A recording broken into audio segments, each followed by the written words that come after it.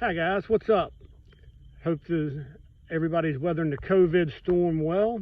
A little supplement for your bio lesson. Okay, have a piece of a carrot. It's facing you is the epidermis. A few root hairs left on this guy. Remember, the epidermis is used for protection of the plant. Apical meristem here at the bottom for elongation. Now, let's look at a little anatomy of the old carrot. So, you have the epidermis, the outer layers.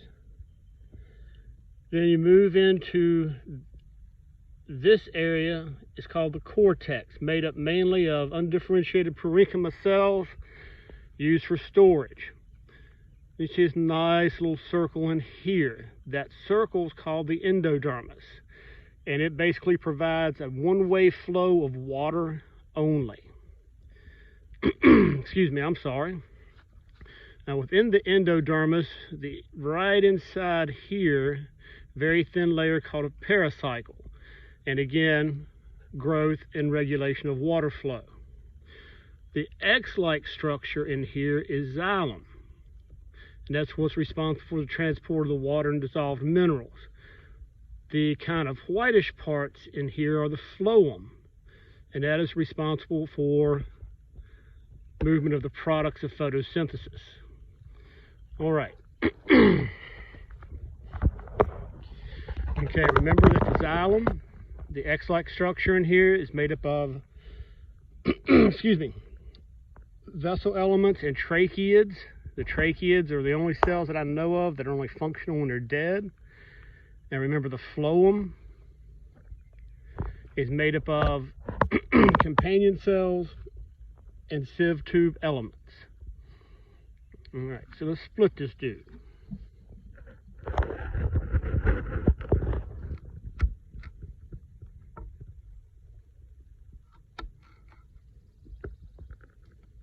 Okay, longitudinally, we looked at earlier as a cross section. Again, epidermis, cortex.